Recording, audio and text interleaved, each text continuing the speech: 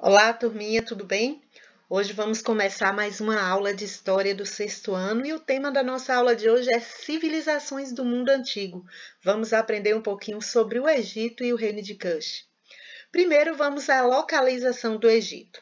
O Egito ele está localizado no nordeste da África, em uma região de deserto que está se dividindo aí no sentido sul-norte por um vale pequeno e fértil onde corre o rio Nilo.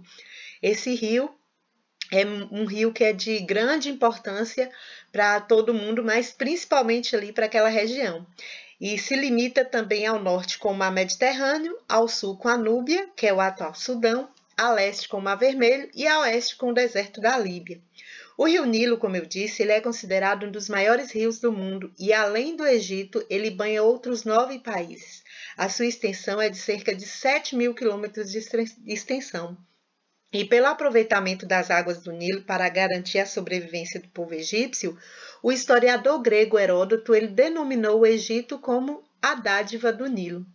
Agora falando um pouquinho sobre a organização política da África. Vejam só, nós sabemos que o Egito ele está no continente africano, né? Então, na África antiga existiam várias formas de organização política. A aldeia, cidades-estado, reino e império. A aldeia organizava em torno de um líder, que era responsável pelo bem de todos, julgava, distribuía terras e comandava os guerreiros em caso de conflito, e era ajudado por um conselho. As pessoas se orientavam pelos espíritos da natureza ou por antepassados mortos. Já as cidades-estados eram cidades cercadas que possuíam um governo próprio, um centro comercial e uma área rural. Possuíam mercados, comerciantes, artesãos, agricultores e pastores. O reino é a reunião de várias aldeias e cidades e seu líder tinha autoridade sobre todos os outros. Na capital do reino se concentravam riqueza, poder, gente, oferta de alimentos e serviços nas capitais do reino, e era formado a partir da expansão dos limites territoriais e conquistas de terras e povo. Já o império, na antiguidade, era um conjunto de cidades ou regiões subordinadas ao governante da cidade mais poderosa. Quanto ao cotidiano, como era o dia a dia no Antigo Egito? Olha só, os antigos egípcios, eles criaram uma civilização em meio ao deserto. Então, eles aproveitavam ali as cheias do rio Nilo e ali eles cultivavam cereais como trigo, centeio, cevada, legumes, frutas, linho, algodão e papiro. O rio Nilo ele era tão importante para o Egito como o faraó. Ele se forma no Nilo azul e branco e tem como principal característica uma inundação anual que fertiliza o deserto africano, que aos olhos dos egípcios era um presente dos deuses. Além do seu uso na agricultura, as águas do Nilo elas foram de fundamental importância para o desenvolvimento do Egito. Elas eram utilizadas para a pesca e também na navegação, ajudando aí no transporte de pessoas e mercadorias. E tudo isso aí vinha favorecer muito aí o comércio.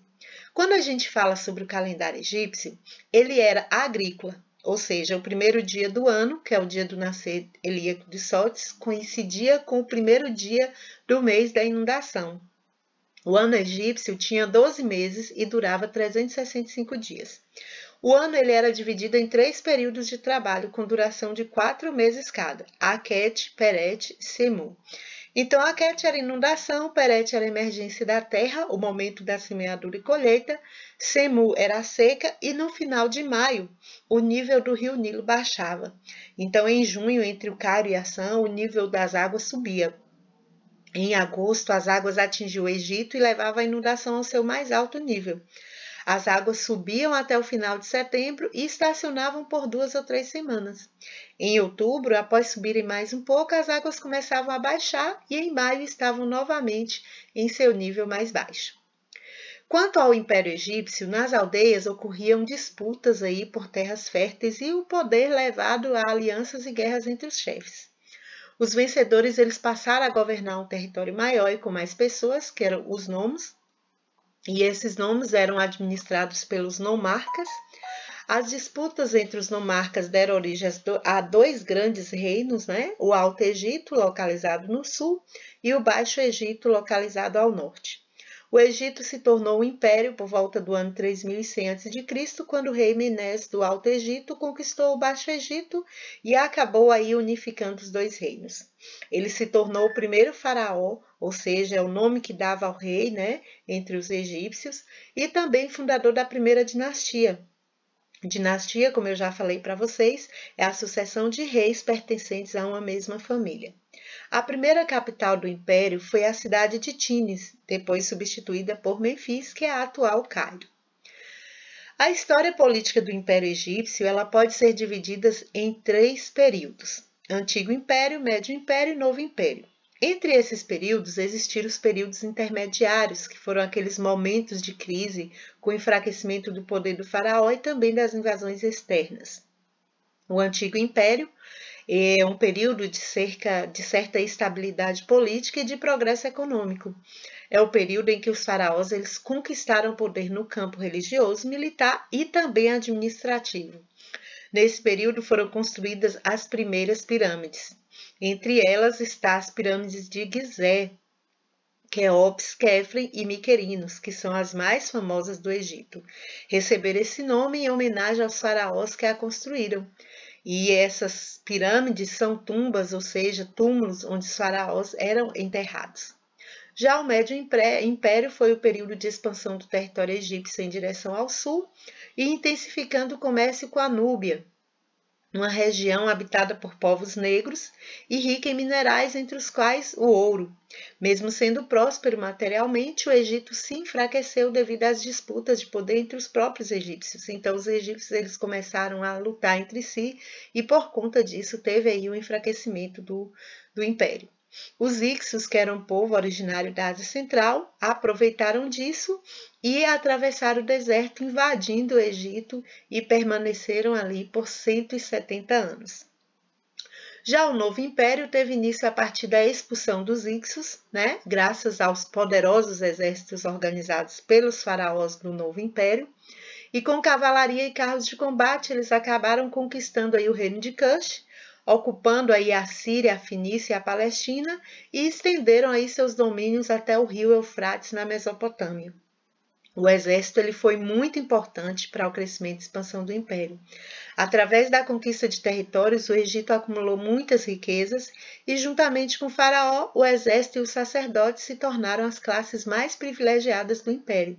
E aqui nesse quadro, aqui nessa imagem, você está vendo como era dividida a sociedade egípcia.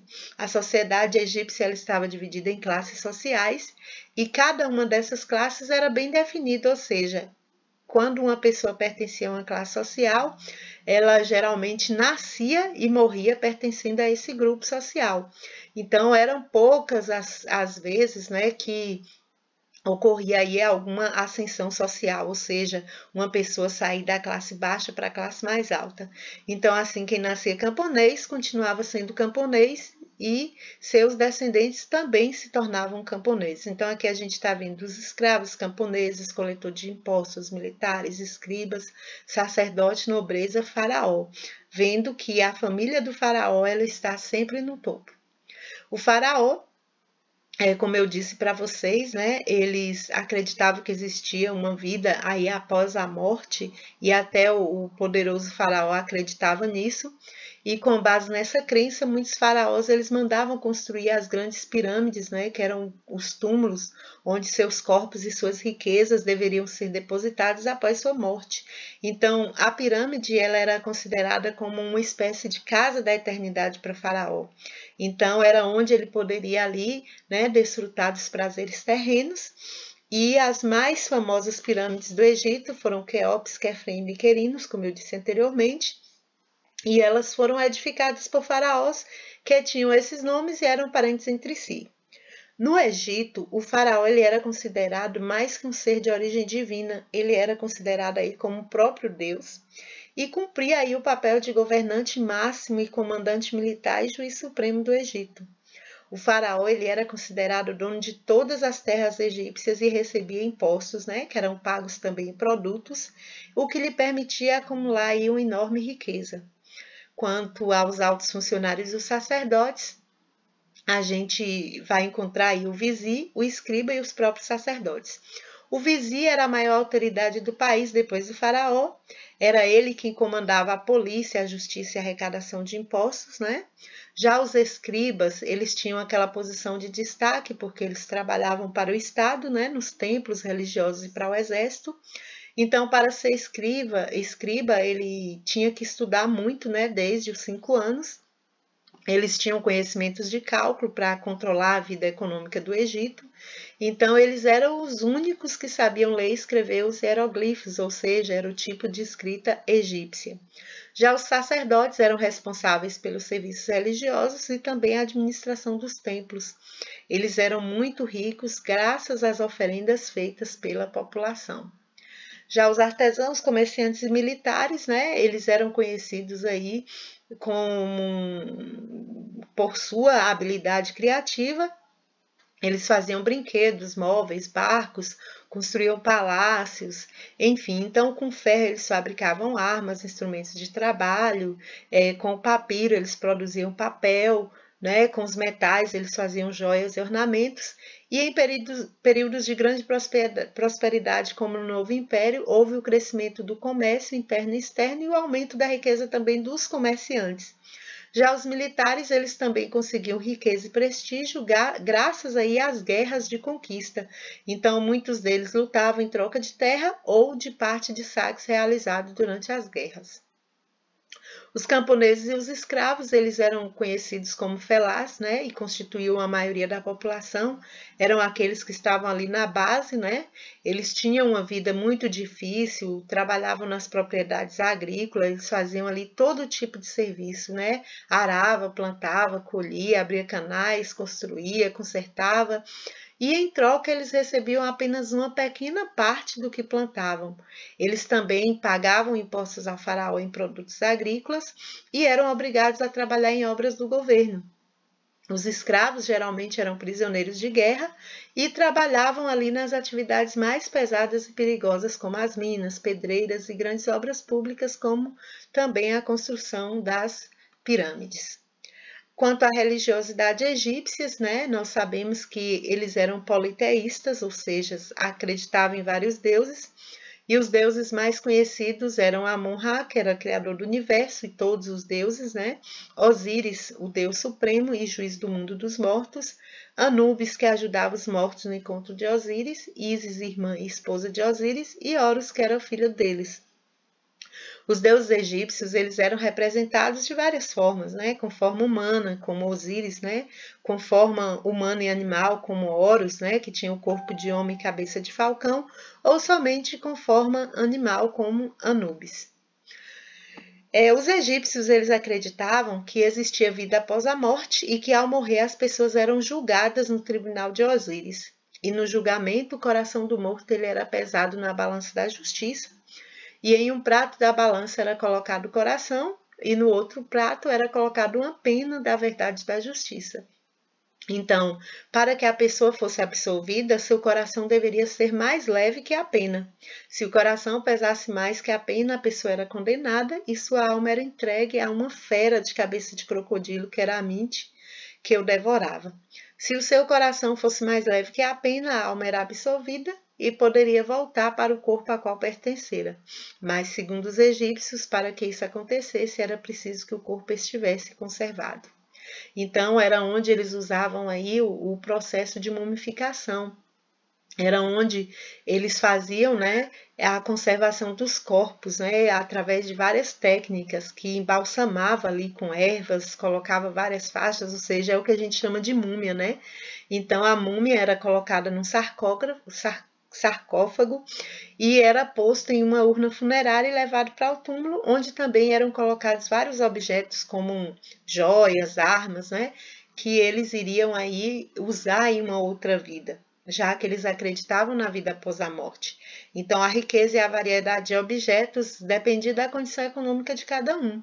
Então, quanto mais rico, mais objetos eram colocados no túmulo. Quando o arqueólogo inglês Howard Carter encontrou o túmulo de Tutankhamon, em 1922, ele descobriu um aposento repleto de objetos de luxo e muito deles feito de ouro, além de barcos, armas e também muita mobília.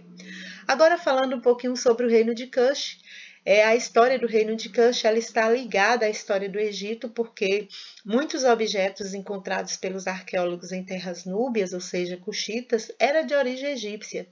Também foram encontrados produtos núbios, né, como peles de animais, marfim, ouro, e em terras egípcias, o que prova que eles tinham aí um contato comercial muito intenso, né? E por volta de 1530, o reino de Kush ele foi conquistado pelo Egito, e nesse período o faraó egípcio nomeou vice-reis, né, para arrecadar impostos. E aí, por volta de 730, o reino de Kush também conquistou o Egito. Tomou Tebas, que era a capital do Egito na época, e o faraó originário de Kush assumiu o poder, dando início aí à 25ª dinastia, conhecida também como dinastia dos faraós negros. Então, os faraós da 25ª dinastia, eles usavam a coroa, e essa coroa tinha duas serpentes, como vocês estão vendo aí na imagem, e isso indicava que eles reinavam ao mesmo tempo sobre o reino de Kush e também sobre o reino do Egito. Então, eles se consideravam aí sucessores dos faraós egípcios e ordenaram a construção das pirâmides para lhes servirem também de túmulos. Mas em 644 a.C., essa 25ª dinastia foi derrubada pelos assírios. Eles invadiram e conquistaram Tebas, que era a capital do Egito, e após a invasão da Síria, os cuxitas deram o Egito, retornando para o sul, instalando aí a sede do reino de Kush na cidade de Napata e mais tarde na cidade de Meroe. As características do reino de Kush. O reino de Kush ele se diferenciava de outros reinos do mundo antigo porque tinha duas importantes características: o modo como o rei era escolhido e o papel da mulher na política. Olha só, os cuxitas eles escolhiam seu rei de uma maneira bem original. Os líderes das comunidades votavam em pessoas que eles consideravam que eram os mais preparados para ocupar o cargo do rei, e após a escolha dos candidatos, eles pegavam e jogavam algumas sementes no chão para perguntar ao Deus da cidade qual dos candidatos era o escolhido. Então, o desenho formado pelas sementes no chão era a resposta do Deus sobre qual candidato tinha sido escolhido. Depois da confirmação do Deus, o povo aceitava a escolha e realizava uma festa que terminava com a coroação do novo rei. O rei ele era protegido por uma guarda permanente e era auxiliado por um grupo de altos funcionários, como o escribamó e o comandante militar. No reino de Kush, o ofício de militar ele era muito valorizado e os soldados eles eram bem preparados, pois sempre havia a possibilidade de guerras, né? Principalmente tendo aí como vizinho o poderoso reino do Egito. Então, em caso de necessidade, todos os homens eram convocados para a guerra.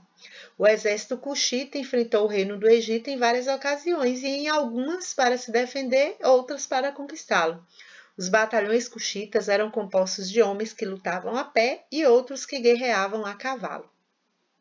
Quando a gente fala sobre a importância da mulher na política, nós vamos falar da Candace, ou seja, muitos indícios arqueológicos mostram que em Kush as mulheres ocupavam posição de destaque como sacerdotisa e administradora de uma cidade e até mesmo chefe de governo que recebia aí o título de Candace.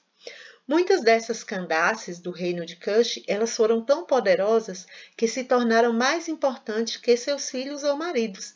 A rainha Candace mais antiga que se tem notícia é Shanakdaket, cujo reinado ocorreu no século II a.C.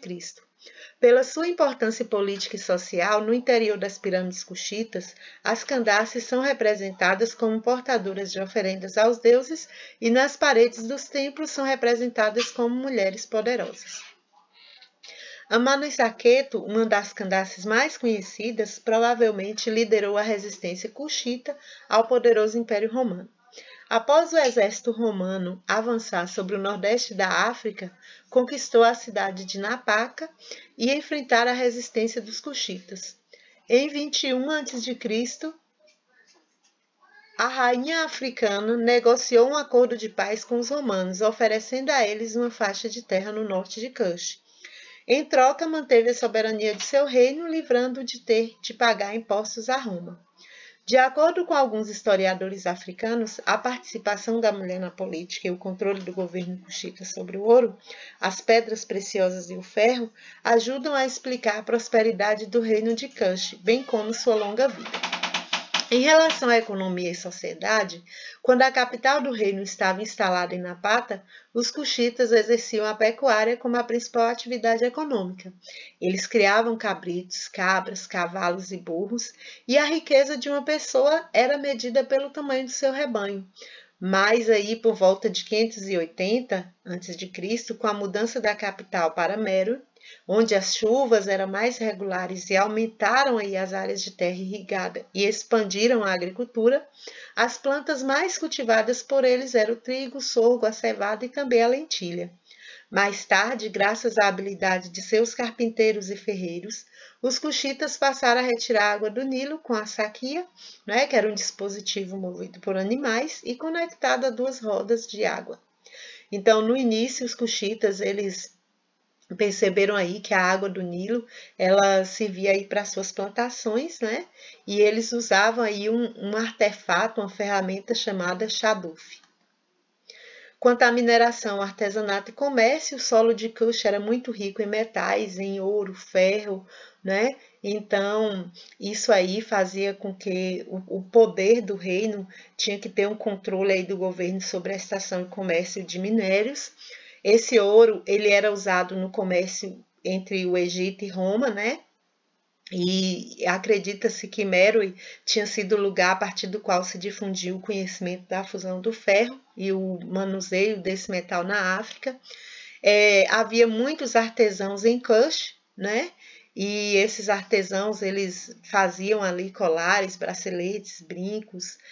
Por Meruli também passava várias caravanas de comerciantes, então isso aí a gente vai observar que tinha um fluxo muito grande de pessoas, né? As caravanas cuxitas seguiam por terra em direção ao Mar Vermelho e ao Rio Nilo. Então a gente vai ver que os cuxitas, eles construíam fortalezas porque eles queriam proteger esse volumoso comércio e eles vendiam ouro, incenso, ébano, pele de leopardo, né? Então era um comércio muito ativo. A sociedade cuxita estava dividida em camada dirigente, intermédia e intermediária, né? Então na camada dirigente era formada ali pelo rei, sua família e os nobres. As camadas intermediárias eram formadas por artesãos, comerciantes, militares e pequenos funcionários, e do esplendor e prosperidade da civilização restaram aí diversos monumentos, né? E a maioria da população eram agricultores e criadores de gado, ou seja, a maioria da população meroíta, né, eram as pessoas livres. Nos primeiros séculos da era cristã, o reino de Kush acabou empobrecendo e entrou em declínio, que pode ter sido causado aí pela perda do controle das rotas comerciais, né, que era uma base de sustentação do poder cuxita ali para os povos.